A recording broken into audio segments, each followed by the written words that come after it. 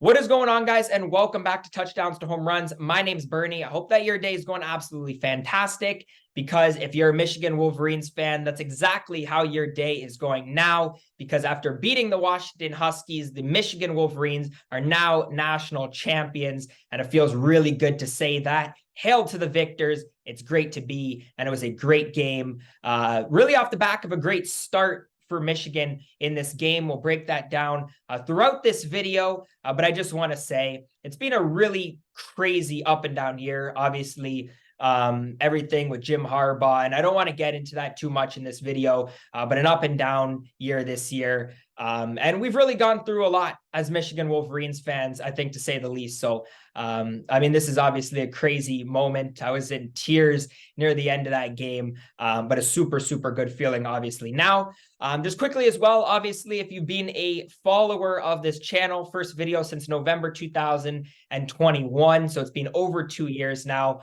And you'll know that we used to post rants and whatnot about Michigan. So I just wanted to do this kind of full circle moment.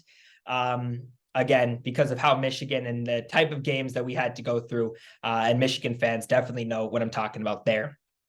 So first of all, just my overall impressions on the game. This was a great start from Michigan, a tremendous, tremendous start. Obviously, we go up to a 14-3 lead early on in the first quarter. Some really, really good running. Now, coming into this game, we know that Washington doesn't really have a good defense in terms of really both aspects defensively, in terms of their pass defense and rush defense.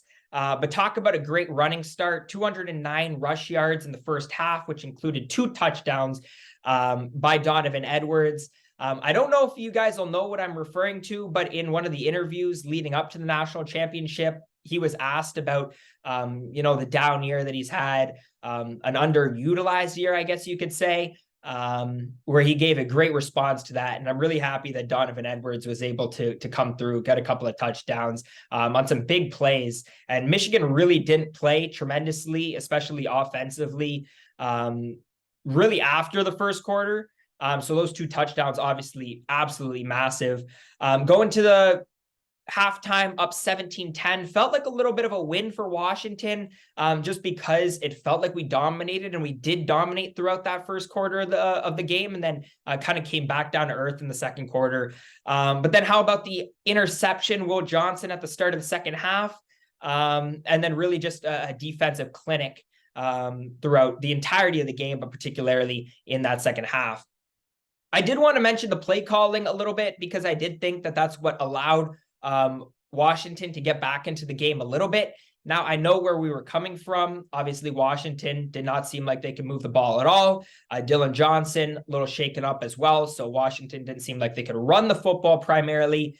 And we trusted the defense. But there was a point in that second half where Washington, 20-13, had multiple times to score a touchdown, get back into that game. And we kept on going with the run when Washington showed that they had made an adjustment and showed that they could stop the run. And we ended up really playing a field position game, which I didn't love.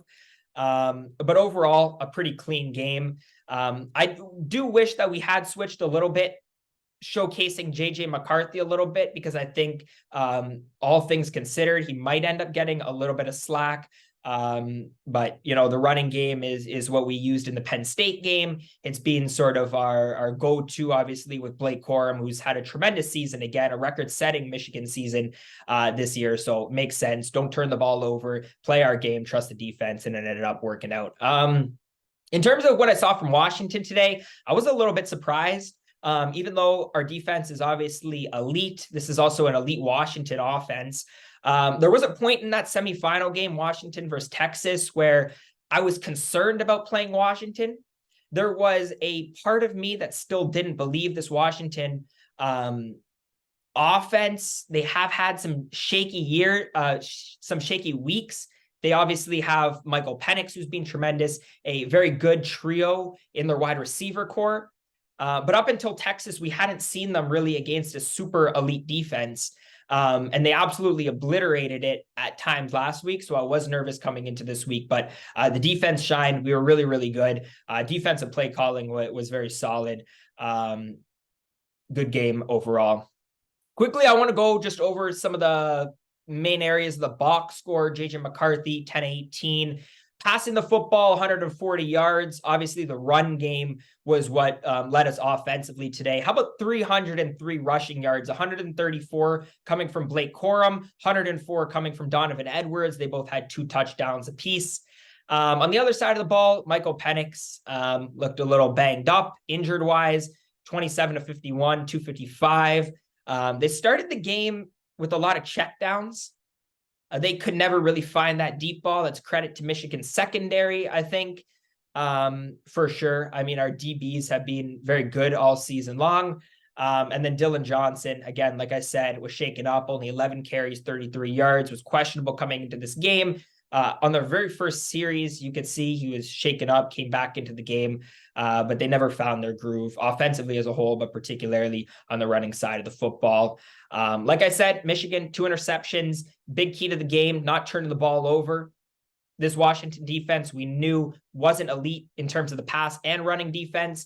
So the big way, that Washington's defense could have helped them get back into that game, getting turnovers. We didn't turn the ball over today. That's the big plus there. Last thing that I want to cover, Jim Harbaugh's future. I assume this is his last game as a Michigan Wolverine. Coming into this game, my thoughts were that Michigan keeps Harbaugh until we win a national championship. That's kind of the feeling that I got, that's always been his goal at Michigan. I know he's getting a lot of NFL interest. Michigan wants him to sign a contract where he doesn't talk to any NFL teams, and I don't think Harbaugh wants to do that. And I think he'll be able to get a contract. Chargers looking most likely. So I think we've definitely seen the last of Jim Harbaugh. I don't know where the replacement would come from. We've obviously seen Sharon Moore take over for a number of games when Harbaugh was suspended, particularly those last 3 of the regular season with the big ones against Penn State and Ohio State. So I would think that's definitely going to be the number one sort of focus in the college offseason now, as well as JJ McCarthy's future. But again, I could now see JJ declaring for the draft after winning a national championship at Michigan. I think he was on the big board, was the 5th ranked quarterback. So yeah, could definitely see him going there. But anyways, it was great to be back on the channel. Obviously a super, super exciting day. Michigan, national champions. Hail to the victors. It was not too long ago that I didn't think I would be saying that anytime soon. So super exciting.